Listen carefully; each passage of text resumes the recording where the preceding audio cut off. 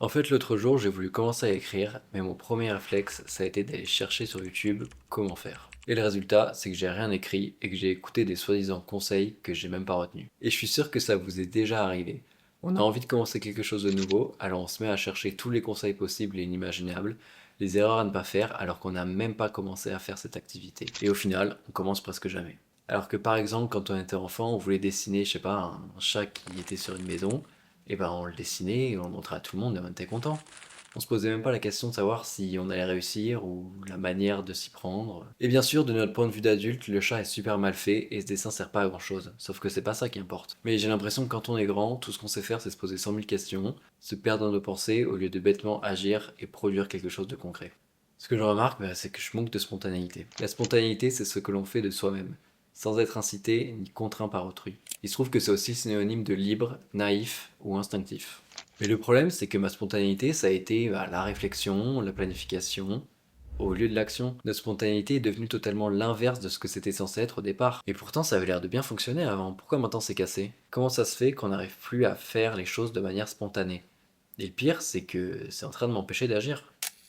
Et en m'observant un peu, la première des explications que je trouve, c'est que c'est super confortable de ne rien faire. Ou même pire, c'est encore plus confortable d'avoir l'impression de faire quelque chose sans jamais vraiment rien faire en fait. Et ça, c'est un classique. On veut la récompense liée à des efforts, mais en fait, on n'est pas prêt réellement à fournir les efforts pour obtenir cette récompense. Et encore là, je suis pas en train de parler d'un effort surhumain. Là, je parle de commencer à écrire, ou commencer à dessiner, ou commencer à prendre l'habitude de courir, j'en sais rien. Et en fait, on a tellement peur de se lancer dans cette nouvelle activité que pour repousser le plus possible ce moment gênant et inconfortable, on va se mettre à se préparer, à regarder des conseils, à regarder ce que les autres font pour se rassurer. Et le pire, c'est que ça marche. On a déjà l'impression de s'être lancé et double effet pervers, on a l'impression de gagner du temps puisqu'on écoute des gens nous raconter leurs erreurs et on se dit qu'on va pas les répéter. Alors que c'est faux. Déjà se préparer à une chose n'est pas faire cette chose. Et on a gagné aucun temps en réalité parce qu'on est resté dans l'inaction. Et en plus, c'est impossible d'appliquer tous les conseils qu'on a entendus d'une traite le moment venu.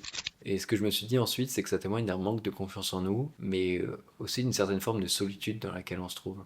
Quand ton premier réflexe, quand tu veux apprendre un truc nouveau ou que tu veux te lancer dans une nouvelle activité, c'est regarder ce qu'ont fait les autres, regarder les 5 étapes pour bien commencer ceci ou les 5 erreurs à ne pas faire quand on commence ça, c'est chiant et au final tu regardes 5, 6, 8 vidéos de gens que tu connais pas, qui te donnent des conseils, etc.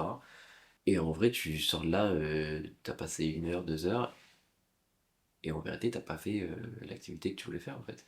À la base, moi je voulais écrire, et j'ai pas écrit une ligne quoi.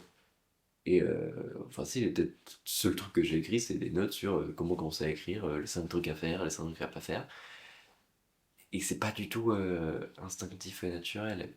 Et il y a aussi forcément une sorte de jugement constant envers nous-mêmes, j'ai l'impression. Et c'est toujours le même schéma. On se dit qu'on a envie de faire quelque chose, alors soit dans le meilleur des cas, on s'y met, sinon, on reste à y penser, à y réfléchir, à se dire que ce serait bien et que ça reste à l'état de rêve. Dans tous les cas, on va regarder les autres faire, ensuite on va perdre du temps, on va se comparer, on va se trouver nul le jour où on va tester, et on va abandonner, et on n'aura jamais rien fait. Alors que par exemple, je reprends le cas de l'enfance, mais quand on fait n'importe quel dessin, ok, c'est super moche du point de vue de l'adulte. Quand on joue, des fois, c'est le malaise. À chaque fois, quand on est gosse, on dit des trucs gênants, mais encore une fois, du point de vue de l'adulte. Sauf que quand on est enfant, on se dit jamais. Enfin, on ressent même pas ça, en fait. Et je pense que c'est une bonne chose. On fait ce qui nous passe par la tête à ce moment-là, et puis c'est tout. Et je pense que c'est d'ailleurs ce qui explique pourquoi c'est vers l'âge de l'enfance qu'on développe la plupart de nos passions. Parce qu'en fait, on joue, on essaye des trucs, on se pose pas de questions. Si on aime, on continue. Si on n'aime pas, on découvre autre chose. Et on se prend pas la tête. Bon, c'est bien beau tout ce que je vous raconte là, mais en vérité, il y a une raison qui explique toutes les autres. Et selon moi, de ça découle tout le reste. C'est un peu le boss final du game. C'était bien gentil, le manque de confiance ou le confort de l'inaction, mais tout est causé par ça selon moi, c'est le système scolaire.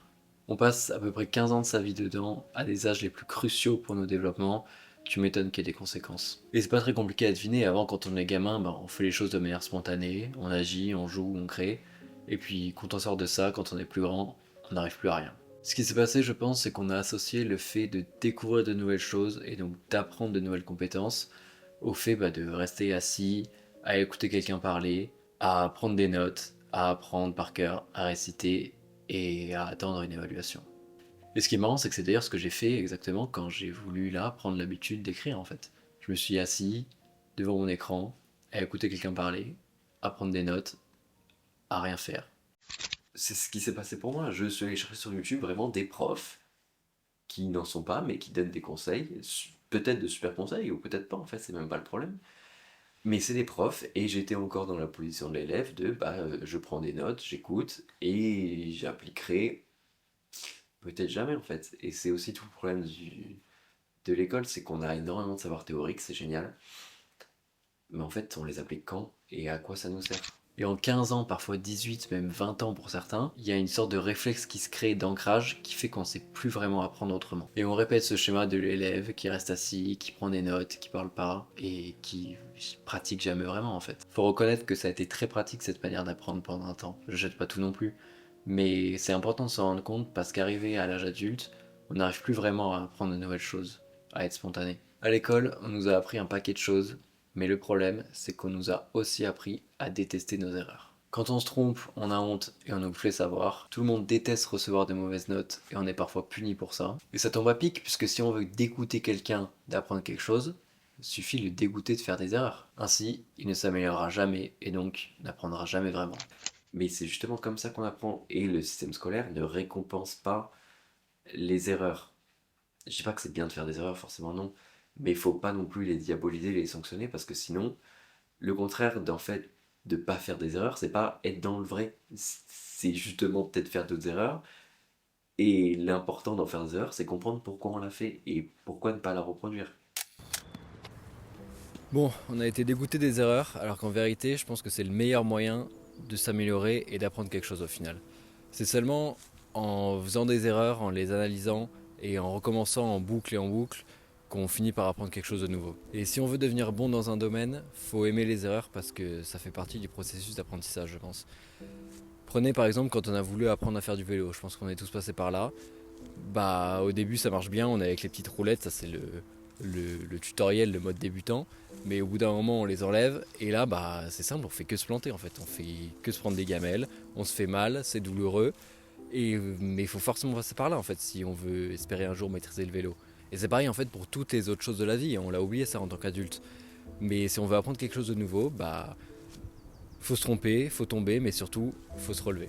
Et pour beaucoup, je pense que l'école est une usine et qu'on a été formaté. Parce qu'en vérité, la spontanéité d'un enfant n'est pas du tout quelque chose de valorisé dans nos sociétés, alors que pourtant c'est le moteur de toute notre créativité. C'est l'étincelle dans nos vies qui nous fait nous rendre curieux, qui nous rend passionnés à propos de sujets, qui nous fait nous lancer, qui nous pousse à découvrir de nouvelles choses, qui nous pousse à créer, à imaginer, avec rien de plus que nos bras, nos jambes et notre petite tête. À partir de ça, un vrai cercle vertueux se met en place, parce que plus on va pratiquer, plus on va faire d'erreurs, plus on va les analyser, et plus on va s'améliorer, etc. en boucle. Et c'est pour ça qu'il faut refaire confiance au temps. On l'a vu avec l'exemple de l'école, et en répétant des pratiques année après année, on arrive à modifier des comportements. Alors pourquoi pas maintenant utiliser ça à notre avantage? Et je sais que c'est super compliqué de refaire confiance au temps et au long terme, parce que dans nos sociétés modernes, tout ce qu'on veut, on l'a tout de suite. On a envie de se commander un resto, bah, on a l'application sur notre téléphone et en 20 minutes ça arrive. On a envie d'acheter ce produit sur Amazon, bam, livraison en un jour. Alors que refaire confiance au long terme, c'est vraiment clé pour apprécier le progrès, apprécier le fait de s'améliorer et vraiment apprendre de nouvelles choses. Et en vérité, la solution elle est super simple. Si vous voulez devenir bon dans un domaine, il suffit de pratiquer, jamais s'arrêter et surtout faites confiance au temps. Au bout de quelques mois, vous verrez la différence. C'est comme un peu les avant-après en musculation. Au début, on prend une photo, on n'est pas musclé. On va à la salle la première fois, forcément, après la première séance, on n'est toujours pas musclé. Et c'est là, à ce moment-là, ce serait bête en fait de s'arrêter parce que les résultats ne viennent pas dès la première séance. Comme en dessin en fait. Vous ne devenez pas bon dès le début. Et la plupart des gens s'arrêtent à ce moment-là. Alors qu'en vérité, il faut continuer des mois et des mois, année après année. Et quand on fait un avant-après du tout début jusqu'à la toute fin, c'est là qu'on se rend compte des énormes progrès. Et même, je pense, quand on est dedans, quand on est en plein milieu de notre progression, on ne se rend pas forcément compte de notre niveau alors qu'on a pris vraiment du niveau. Et c'est seulement en faisant vraiment un avant-après dans le temps, et du coup forcément en refaisant confiance au long terme, qu'on arrive vraiment à se satisfaire du processus et qu'on arrive vraiment à apprendre quelque chose. Et pour finir, c'est peut-être le plus compliqué, faut arriver à mettre son ego d'adulte de côté. Parce qu'on a appris un certain nombre de choses, on a fait des études, on a passé notre bac, on sait des choses et on n'a plus envie, je pense, d'être dans cette position d'élève qui apprend. Et en vérité, on sait des choses, on a notre ego et on peut pas se dire bah non, je retombe à un niveau zéro dans un domaine. En fait, c'est chiant, on a presque pas envie de perdre ce temps. Alors qu'en vérité, si on a envie de faire quelque chose qu'on aime, bah juste on le fait, on se pose pas plus de questions que ça. Les questions du style à quoi ça sert, combien ça rapporte ou est-ce que c'est bien vu, c'est des questions d'adultes qui nous empêchent d'agir. Faut arriver à lâcher prise. Et justement par rapport à ça, il y a quelque chose que j'ai fait exprès de pas vous dire. C'est quand j'ai mentionné tous les synonymes de la spontanéité, donc à côté de liberté, naïveté ou instinctif, il y en a un qui a retenu mon attention, c'est machinal. Et au premier abord, pour moi, machinal et instinctif, ça va pas du tout ensemble, il y a un truc qui marche pas. Dans instinctif, ça fait appel à tout ce qui est le côté animal, de nos bains instincts, etc. Et ça peut pas coller avec la machine. La machine, c'est quelque chose de froid, de programmé. Et pour moi, les deux vont pas ensemble. Il y a forcément un problème. Mais en y réfléchissant un peu plus, il se trouve que des fois, on se surprend à dire, j'ai fait quelque chose de manière spontanée, j'ai pas réfléchi, ou je l'ai fait de manière machinale, j'ai pas réfléchi.